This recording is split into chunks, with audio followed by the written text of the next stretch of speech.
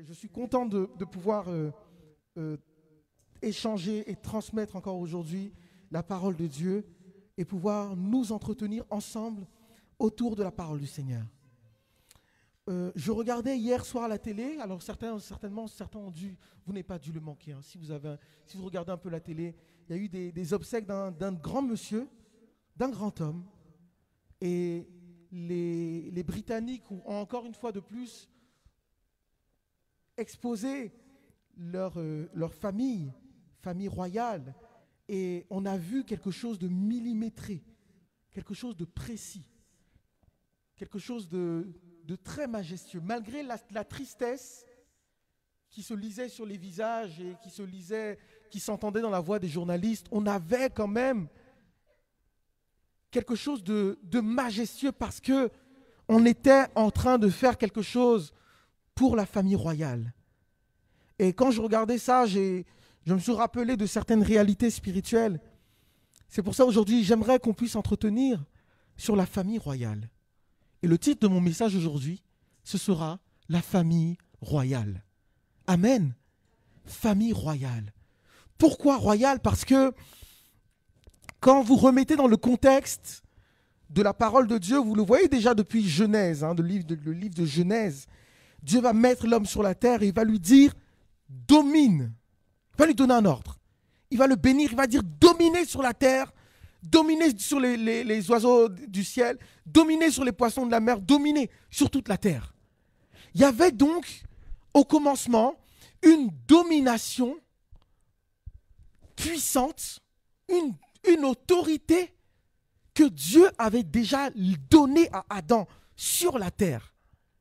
Et comme on l'a dit ici à plusieurs reprises, Adam, dans sa désobéissance, lorsque le diable est venu le tenter pour désobéir, en réalité, ce qui s'est passé par son péché, Adam a enlevé la couronne que Dieu lui avait donnée. Il a enlevé cette couronne et il l'a mise sur la tête du diable. Et lui-même, dans sa position qu'il avait avec Dieu, il a connu ce que l'on appelle la chute. C'est-à-dire qu'il s'est retrouvé tout en bas de l'échelle de la création. Alors qu'initialement, il avait été positionné chef de la création. Il avait été positionné roi sur la création. Mais voilà que par sa désobéissance, il perd son statut de chef. Il perd son statut de roi. Et il se retrouve en bas.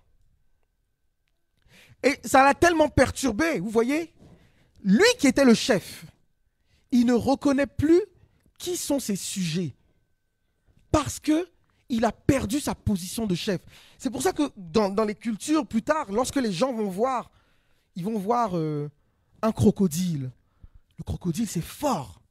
Ça a des dents. C'est un animal qui est assez puissant. Et cet homme qui était chef, mais qui a perdu sa position de chef, il va aller faire un dessin du crocodile. Il va faire une représentation du crocodile et il va venir, oh crocodile, je t'adore. Il va aller adorer le crocodile. C'est-à-dire qu'il va prendre un bois qui est la vie minérale. Et il va prendre ce bois, il va aller adorer le bois. Vous voyez à quel point sa chute l'a perturbé. À quel point il a perdu le sens de ses réalités. Pourtant, il était chef. Pourtant, il avait la domination sur tous les animaux. Mais il a perdu à ce moment-là. Et plus tard, on va voir dans l'histoire du peuple d'Israël des rois qui vont venir s'asseoir. Et il y a une promesse intéressante que quand on peut lire dans Jérémie au chapitre Jérémie 33 et le verset 17. Il y avait un roi qui avait beaucoup marqué l'Éternel, qui est le roi David. Jérémie 33, verset 17 va dire ceci: « Car ainsi parle l'Éternel, David ne manquera jamais d'un successeur assis sur le trône de la maison d'Israël. » C'est une promesse que Dieu avait faite à David. C'est-à-dire que David était tellement droit a été tellement l'homme selon le cœur de Dieu, que avant son départ, Dieu lui a fait cette promesse: sur ton trône, il y aura toujours un successeur. Il y aura toujours un descendant. C'est-à-dire que Dieu est en train de dire à David: j'affermirai ton trône, pas pour les années qui viennent, mais je l'affermirai pour l'éternité. Amen. Ça, c'est une belle promesse. Hein. Quel est le président? Bon, il y a des pays du monde où Les gens sont à 40, 50, 60 ans de règne. Mais quel est le président qui n'aimerait pas que son règne s'étende 10 ans, 20 ans, 30 ans, et le peuple est content, avec un peuple heureux. Quel est le roi qui ne voudrait pas que sa puissance s'étende? Et Dieu vient faire cette promesse à David, il dit, sur ton trône, il y aura toujours un descendant. Et voilà plus tard que dans la vie, juste après David, ça n'a pas traîné longtemps, juste après David, Salomon s'est mal comporté. Salomon a introduit beaucoup de saleté en Israël, malgré toute sa sagesse. Malgré toute l'intelligence qu'il avait, il a introduit beaucoup d'idolâtrie sur le peuple d'Israël. Et Dieu est venu vers Salomon, il a dit, Salomon, ce royaume-là, je vais le déchirer, mais je ne vais pas le faire pendant ton règne. Pas à cause de toi, pas à cause de ta sagesse, pas à cause de ton intelligence, à cause de David, mon serviteur. Et il a fallu attendre les enfants de Salomon, Roboam, Jéroboam, il a fallu attendre ces descendants-là pour que le royaume soit divisé en deux. Donc, quand vous lisez la parole de Dieu, c'est souvent difficile à comprendre, parce que si vous ne faites pas attention, vous ne pouvez pas remarquer ça. En réalité, Israël a deux royaumes. Il y a un royaume du nord, il y a un royaume du sud. Il y a ce qu'on appelle le royaume d'Israël, qui est peut-être partie nord, et par le royaume de Juda, qui était une autre partie. Et donc, Dieu se gardait toujours une petite réserve, au cas où les deux se comportaient mal. De temps en temps, vous voyez que l'arche de l'Alliance passait au nord. De temps en temps, quand là-bas ça se comportait mal, Dieu renvoyait l'arche au sud. Donc Dieu se créait cette petite réserve-là, jusqu'au moment où Dieu n'a plus eu le choix. Ils se sont tellement mal comportés que Dieu a dit, bon allez, je vais vous disperser parce que vous là, vraiment, un peuple coup raide. Trop compliqué. Donc Dieu les a dispersés. Mais la promesse de l'Éternel était toujours là. Sur le trône de David, ce trône doit durer éternellement. Alléluia. Prenons la parole de Dieu ensemble. Luc chapitre 1 et verset 31. Et on va voir comment cette promesse s'accomplit. Luc 1, verset 32, pardonnez-moi. Luc chapitre 1 et le verset 32 qui vient annoncer, c'est l'ange Gabriel ici qui vient annoncer la naissance, qui vient annoncer à Marie qu'elle va tomber enceinte, qu'elle va avoir un enfant. Et je prends à partir du verset 29. Troublée par cette parole, Marie se demandait que pouvait signifier une telle salutation. L'ange lui dit, ne crains point Marie, car tu as trouvé grâce devant Dieu. Et voici, tu deviendras enceinte, tu enfanteras un fils, et tu lui donneras le nom de Jésus. Il sera grand et sera appelé Fils du Très-Haut. Et le Seigneur Dieu lui donnera le trône de David, son père. Amen. Le Seigneur lui donnera le trône de David. Et par là, en réalité, l'ange était en train de montrer à Marie une chose, peut-être qu'elle ne comprenait pas sur le coup, c'est que la promesse qui avait été faite à David, que tu ne manqueras pas de successeur sur ton trône et que ce trône-là durera éternellement, cette promesse était en train de s'accomplir. Peut-être Marie a regardé et dit, mais attends, nous-mêmes ici, on est sous occupation romaine. Les Romains nous occupent, on est colonisés.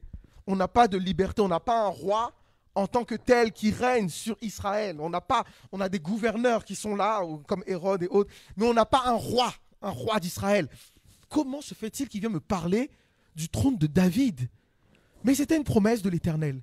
Sur le trône de David, ce trône devait se perpétuer à l'infini.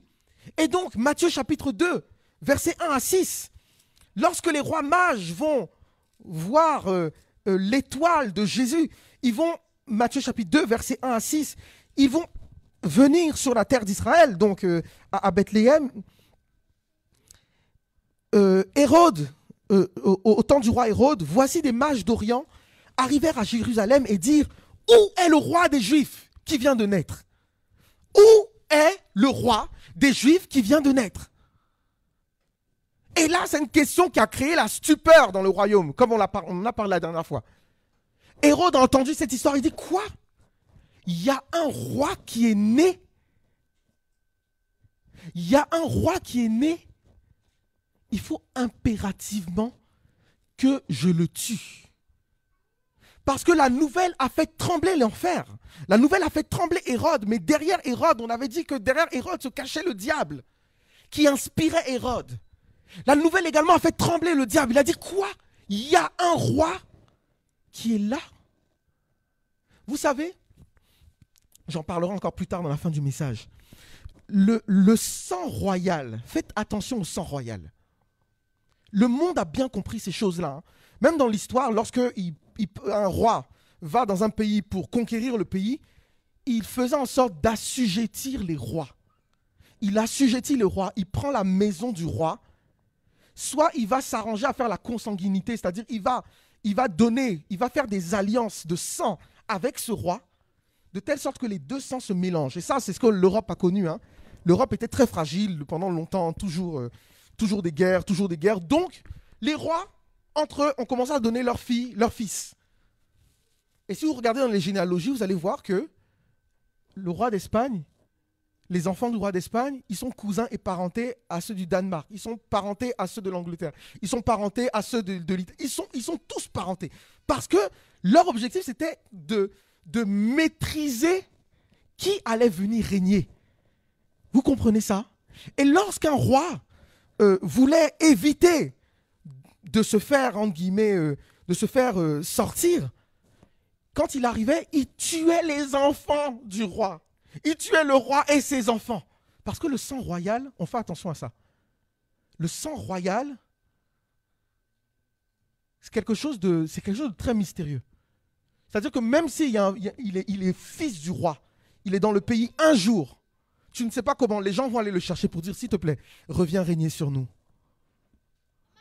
Il y a un pays, je lisais dans l'actualité il y a quelques mois, il y a un pays avec un grand monsieur qui avait régné sur son pays pendant longtemps. Il avait été chassé et tué, et il avait 2 fils. Et pendant cette guerre, il y a un des fils qui a été tué, l'autre qui a survécu. Vous savez quoi? Plus de 8 ans après, quand le pays a été livré à des guerres tribales, plus de 8 ans après, je lisais dans les journaux, que les tribus se sont réunies, sont allées chercher le fils de ce monsieur, en disant, viens, tu vas régner sur nous. Le sang royal, on ne joue pas avec. Et donc Hérode, comprenant ces choses-là, comprenant ce mystère, il dit, s'il y a un sang royal dans ce pays, éliminons-le maintenant, sinon il va prendre ma place. Amen. Et voilà, donc le roi des Juifs vient de naître. Et Jésus va tout au long de sa vie être un roi caché. Un roi caché, un roi qui naît dans une étable. Il n'avait pas d'apparence de signe extérieur de richesse. Cependant, dès qu'il est né, les rois mages sont venus avec de l'or pour lui donner de l'or. Parce qu'ils ont reconnu sa royauté. Amen. Je vous parle d'une famille royale aujourd'hui. Quand il est mort, on a mis sur sa croix une pancarte où il a été écrit « Roi des Juifs ». Toute sa vie, c'est ce qu'il a été. Roi. Amen. Et il est la promesse que Dieu avait faite à David. Et voilà que une fois Jésus mort, on va lire un passage, Romains 8.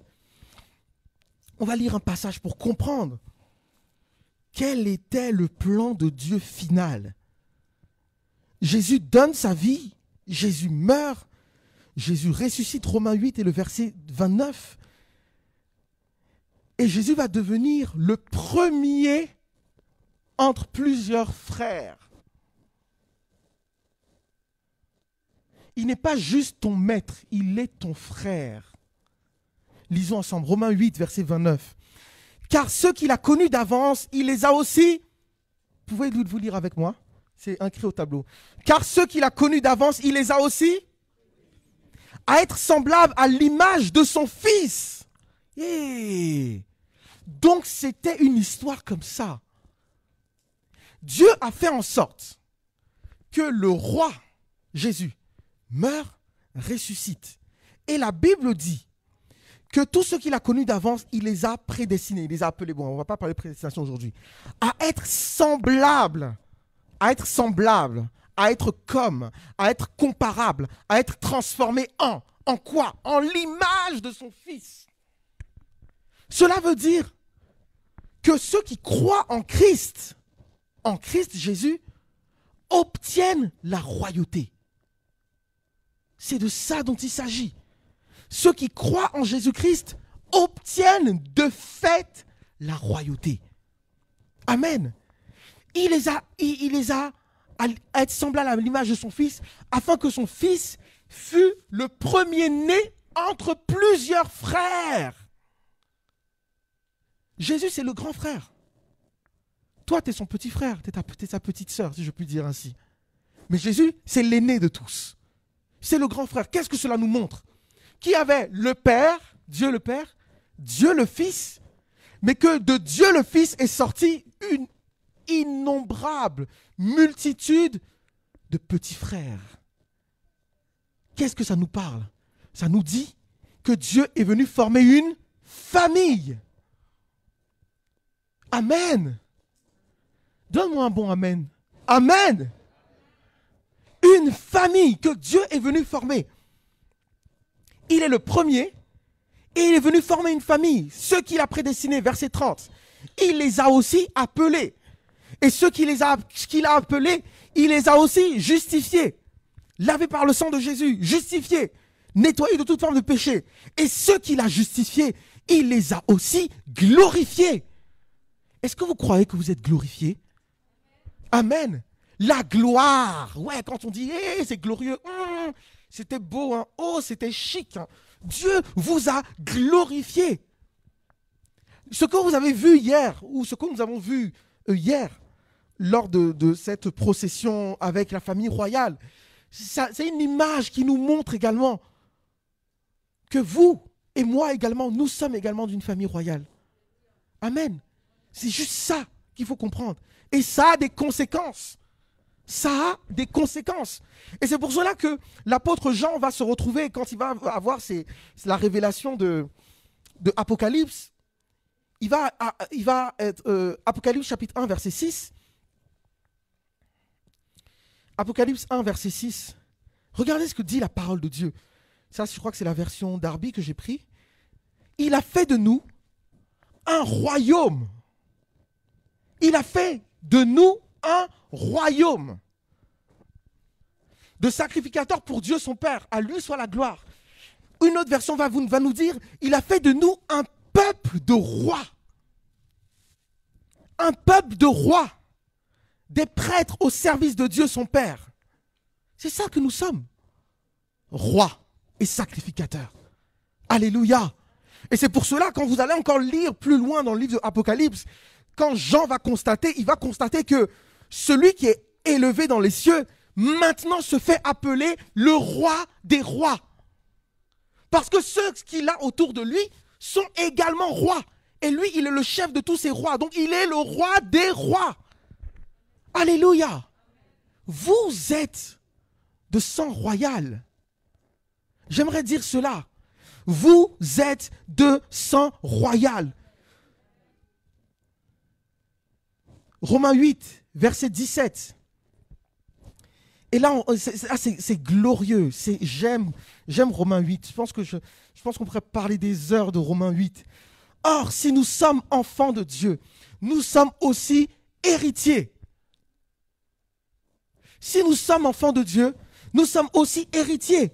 Héritiers de qui? Héritiers de Dieu et co-héritiers avec Christ. C'est-à-dire qu'il a fait rentrer des gens dans la famille. Dieu a adopté une grande famille, a adopté des multitudes, mais Jésus a veillé à ce que cette multitude qui soit adoptée soit également au même niveau que lui. Héritier et co-héritier. Vous voyez, pour ceux d'entre nous, ou ceux qui connaissent un peu le contexte, je peux me permettre ainsi, hein, permettez l'exemple, le contexte africain. Vous avez quelquefois, un monsieur, dans sa famille, c'est un peu lui qui a un peu les moyens, il habite à la ville, dans sa maison, il y a ses enfants, de sa femme qu'il a eue, mais il y a aussi des cousins qui viennent, il y a des neveux également qui sont dans la maison, d'accord? Il y a la tante qui est là quelquefois, il y a le fils de l'oncle qui est aussi là. Et comme les enfants vivent ensemble, si vous ne faites pas attention, vous allez penser que c'est tous une même famille. Et souvent, comme les gars, ils ont plein d'amour, Donc, tu peux penser que ce sont tous ses enfants, mais au moment de la mort de ce monsieur, on va dire, attention, attention. Lui, c'est le fils légitime. Lui, c'est l'enfant d'eux. Et on fait comprendre que, attention, attention.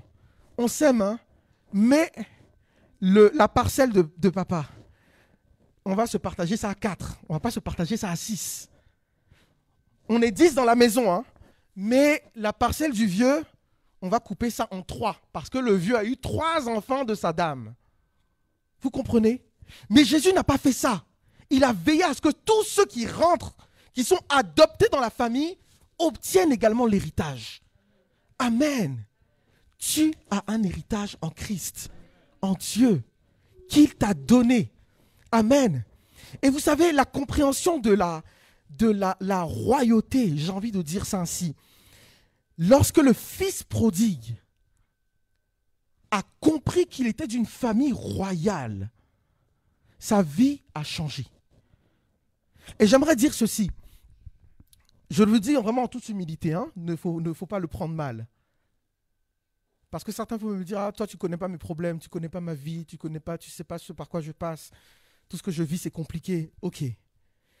Les problèmes sociaux, les problèmes de finances, les problèmes de position dans la société, les problèmes de logement, même les problèmes de voiture, tous les problèmes d'ordre matériel commencent à se résoudre lorsque tu acceptes ta position de roi. Quand tu acceptes ta position de roi, tu vas voir que petit à petit, automatiquement, les choses vont commencer à prendre place autour de toi. Considère-toi, aie confiance que tu es fils d'un roi. Amen. Le fils prodigue avait compris à un moment donné, il dit, mais attends, je suis là en train de faire les brebis, en train de faire les porcs, je suis là, on ne me donne même pas à manger, mon salaire, on divise ça par 2, par 3, par 4. Mais je suis quand même roi. Et il dit ceci, dans la maison de mon père, il y a des serviteurs en grand nombre. Et ces serviteurs sont dans l'abondance. Vous voyez? C'est-à-dire que pour nous, le chrétien, tu peux dire, le père a des serviteurs qui sont les anges, qui sont des anges. Amen. Les anges sont des serviteurs. Mais ceux qui ont reçu Christ ont été faits fils. Amen. Ceux qui ont reçu Jésus sont des enfants légitimes. Et le fils prodigue constate sa situation, il constate sa galère, il dit, mais attends, mais je ne veux pas être dans cette galère quand même. Je suis le fils d'eux quand même. Je vais aller demander pardon au fils d'eux. Je vais lui dire de me reprendre. Et quand il va demander pardon au fils, à son père, le père dit, mon fils bien-aimé est revenu. Changez-lui ses habits, mettez-lui un habit royal. Mettez-lui une robe, mettez-lui un anneau sur sa main. Amen. L'anneau, ça nous parle de quoi? Vous vous rappelez, lorsque Pharaon avait élevé Joseph, qu'est-ce qu'il a fait? Il a pris son anneau, il l'a mis sur Pharaon pour marquer l'autorité qui était donnée à ce nouveau-là. Et la vie de ce fils prodigue a commencé à être transformée. Aie conscience de ta royauté aujourd'hui.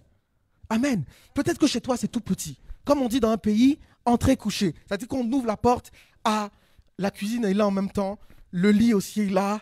Bon, c'est pas grave. Considère, quand tu rentres chez toi, même si c'est petit, même si ce n'est pas le quartier le plus agréable de la ville ou le plus agréable du coin, considère que tu rentres dans ton palais. C'est un changement il faut que ça produise une révolution en nous, bien-aimés. Chers amis, frères et sœurs, il faut que cela produise une révolution. Considère que la petite voiture que tu as, même si elle n'est pas très jolie, considère que quand tu rentres dedans, ça devient une voiture royale. De même que quand le président rentre dans une voiture, ça devient une voiture présidentielle. Vous verrez cette image sur YouTube, j'en parle souvent. Lorsque George Bush, lorsqu'il y a eu les attentats du 11 septembre, l'avion de George Bush était en l'air, il ne savait pas où il allait, il tournait en l'air. À un moment donné, les gars se sont dit, écoutez, on va se poser quelque part. Ils ont atterri dans une ville, je ne sais pas où, au Texas ou je ne sais pas où là. Et il y avait un employé de la ville qui était là, un employé de l'aéroport qui a ramené sa voiture, son petit van, sa Chrysler, une voiture normale, une voiture banale. Les gars, ils étaient tellement en panique, ils ont oublié de prendre normalement dans l'avion du président, on fait monter toujours une des voitures du président. Cette fois-ci, il n'y avait pas de voiture, c'était la panique. On lui a dit, monte, sauve ta vie, décolle, va quelque part. Je vais où, je ne sais pas, va quelque part. Et ce jour-là, ce président, avec toute sa puissance, rentre dans la voiture normale de quelqu'un. Ce jour-là, la voiture est devenue une voiture présidentielle. Autour de cette voiture, il y avait tous les services secrets qui étaient là. Et allez voir cette image sur YouTube, elle est drôle. Prenons conscience de qui nous sommes en Christ. Amen. Je termine simplement. C'est donc l'histoire d'un grand roi qui désirait créer une grande famille avec son fils. Pour cela, ce roi a sacrifié son fils unique, le plus cher. Son fils unique a donné sa vie, il est mort. Et comme la graine tombe au sol, pourrit, meurt, pourrit, et produit un arbre qui produit en abondance de multiples autres graines, c'est ainsi que Christ est mort, qu'il a produit de multiples autres frères qui sont de la même nature que lui. Roi.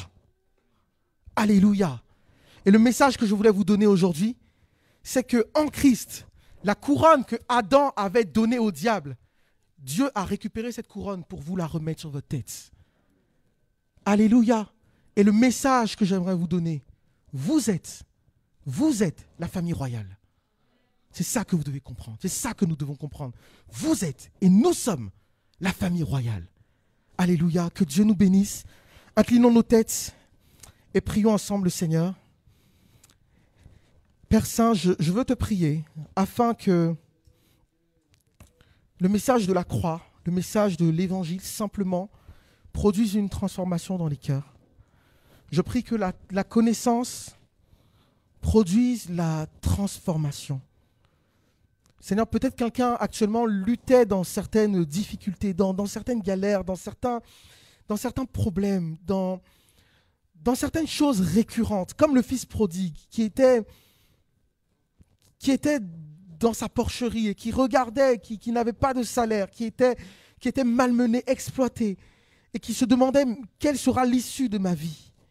Seigneur, je veux te prier pour une personne à qui tu redonnes de l'espoir aujourd'hui. Parce que tu as fait de lui, ou tu as fait d'elle, un roi. Tu as fait d'elle une royauté.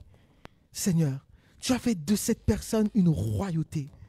Et de même que Jésus était dans sa petite crèche, les mages ont reconnu cette royauté et sont venus apporter de l'or. Je prie, Seigneur Dieu, parce que ton fils et ta fille prennent conscience de sa royauté en Christ.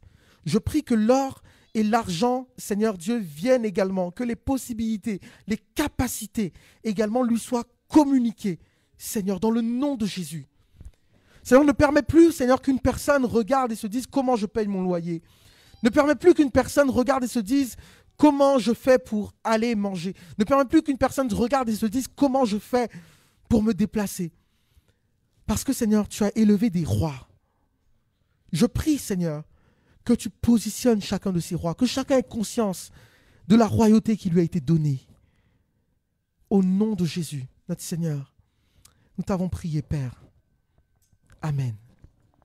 Alléluia. Dieu nous bénisse. Amen.